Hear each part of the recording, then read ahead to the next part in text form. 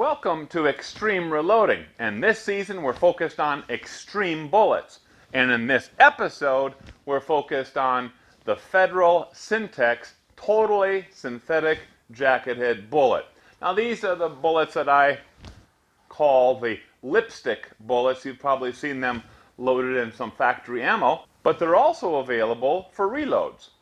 Now I've chosen the 230 grain 45 ACP to be reloading for this part of our series, and that's exactly what we're doing today. Now I've been experimenting with these bullets just a little bit off camera, and let me tell you, these are a very challenging bullet. In fact, I'll go so far as to say that this is the most challenging or most difficult bullet I've had to reload, and specifically that is in regard to getting it seated just right, to have the right crimp, right combined overall length, and not messing up the bullet itself. So I'm going to share with you some of those tips and tricks, so if you decide to load these bullets in your 45 or get these same bullets in 9mm, etc., you can benefit from these tips and kind of save yourself some time. First thing I want you to realize is that you are going to probably destroy 10, maybe a dozen of these bullets. Not a real big thing. I kind of bought them in the gross. I got 250 of them. But this totally synthetic jacket is going to take some abuse or some damage as you are making all those adjustments. And it really seems like once you make the first bullet seating setting and you're getting it close to your final setting, that as you do another one and another incremental change, that bullet jacket starts to have some wear applied to it, starts to bulge in some places that you don't want to bulge, and eventually after about 3-4 little setting adjustments, that bullet is trashed, and you certainly don't want to shoot that through any of your guns. Now, by the way I like to do it is I make all my settings on dummy rounds, just some absolutely empty brass cases, otherwise prepared perfectly, no primers, no powders, anything like that. So number one, you're going to probably waste some bullets in the process. Now normally, as we're making all these settings, maybe something doesn't go quite right, so what you do is you pull the bullet. And most of you probably have a kinetic bullet puller and have used that probably many times. Well, these bullets don't take kindly to being pulled. In fact, you really destroy them when you pull bullets. So another reason why you're probably going to destroy a few bullets. Now, the second thing I want to note is that you're going to need a larger than normal expansion, belling, flaring put onto your brass cases to make this bullet work for you.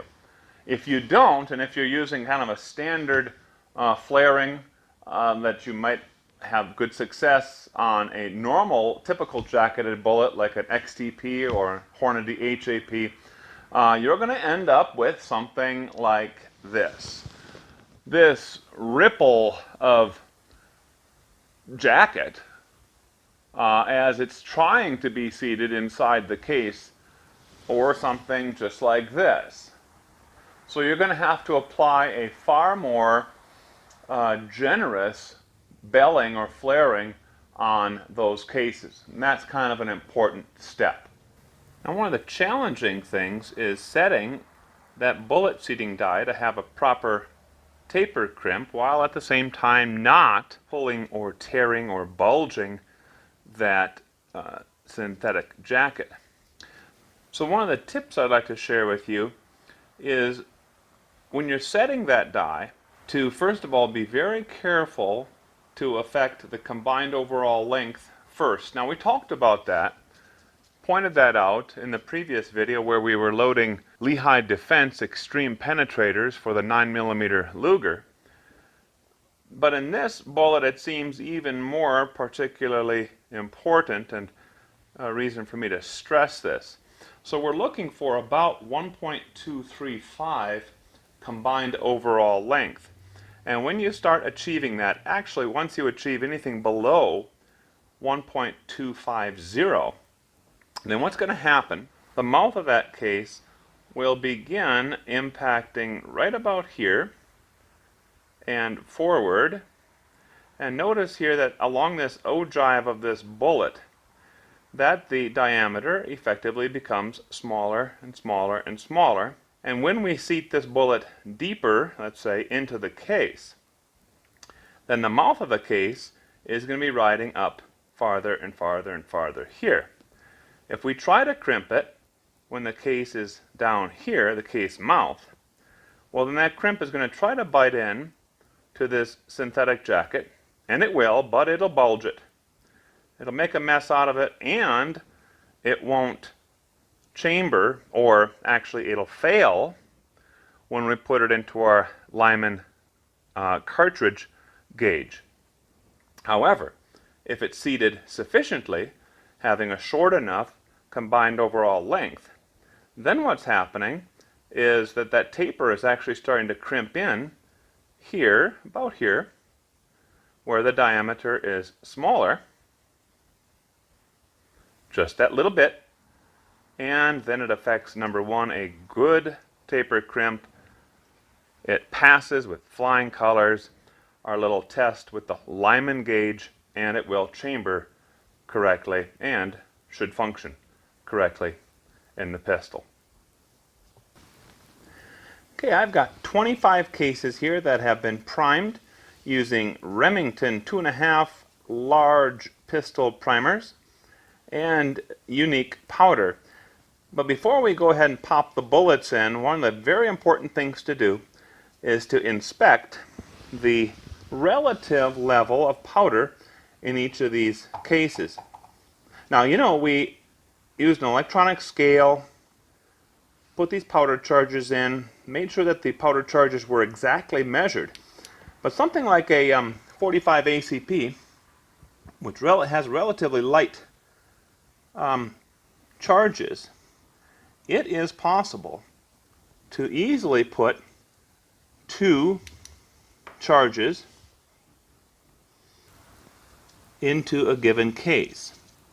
So what I'm doing is I'm looking at the mouth of the case and I'm gauging the distance from the case mouth to the top of that powder charge. And I'm seeing it's about, well, let's say it's about 3/8 of an inch from the mouth of the case to the top of that powder charge.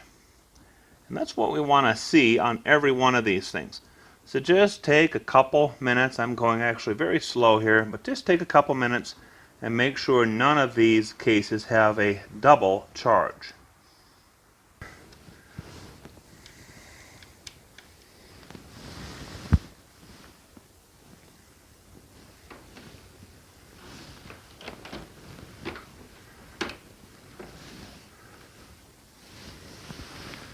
That looks pretty nice.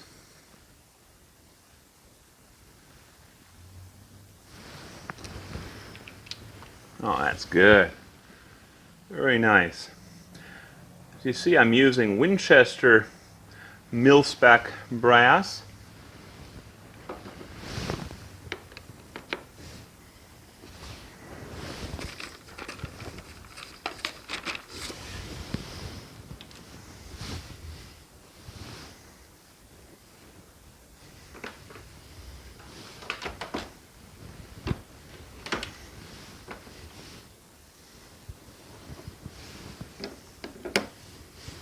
Very good.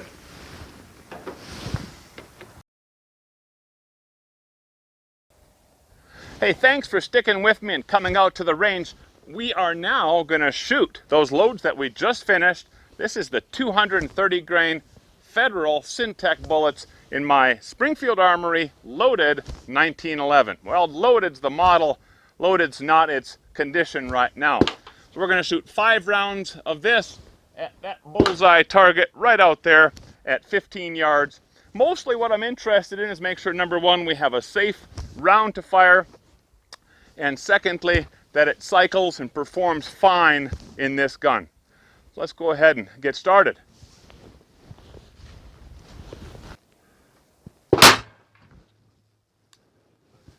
Yeah, 827. I was actually expecting 770 to about 800, so they're going pretty good. Looks like it's shooting high.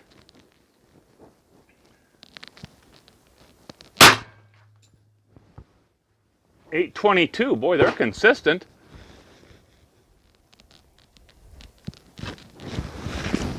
Ah, it didn't chamber. And it did, but it didn't cycle all the way, so that's not so good. Let's go ahead and drop the mag.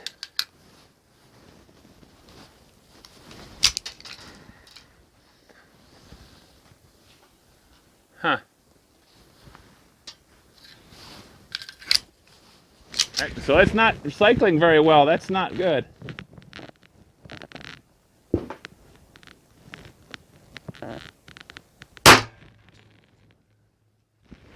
And this one, the same thing. It's extracting just fine, but it's not cycling correctly. Now this is interesting. This gun has never jammed ever in probably over 1,000 rounds that it's fired. So that's not a good sign. Probably going to require even more tweaking on the tapered crimp to get this to feed and cycle reliably. I have shot the factory stuff in this without a problem, but as I said earlier, this bullet is the most difficult bullet I've ever had to try to set up just to get that tapered crimp and all that, and they're very particular jackets on this. It shot fine, a little bit high for the rounds I did fire. It was very consistent through the muzzle velocities, watching this lab radar.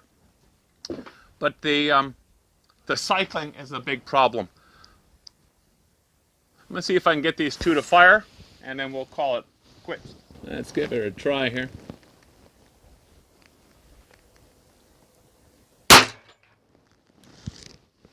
Looks like it cycled in here this time.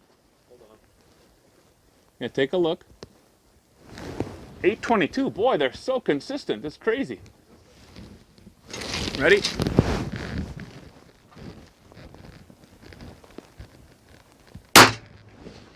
And that's all. 841. A little bit fast on that one.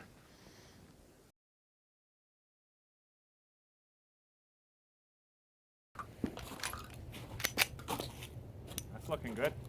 You're all set.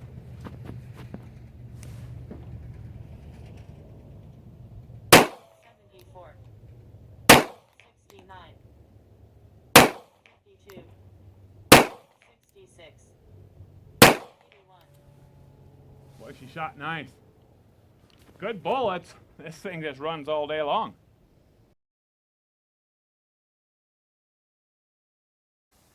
Well, well, well. Here's what I think is going on with these Federal Syntech bullets. I think it has something to do with the tapered crimp, or at least initially that was my thought.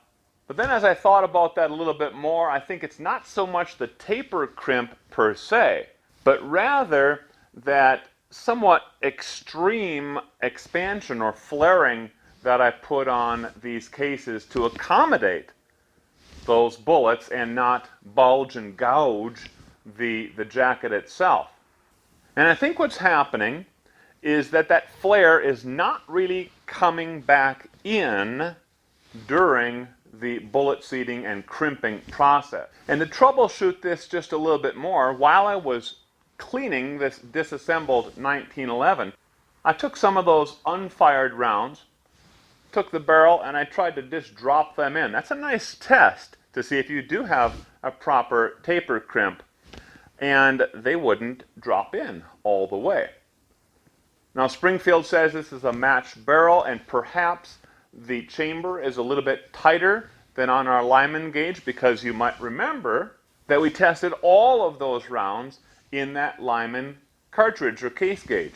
The lesson here is that Lyman gauge may not be entirely reliable. So be sure to tune into our next episode. I'm not giving up, and I really want to get this thing to work, or at least give it one more try for the Gipper, as they say. Thanks for watching.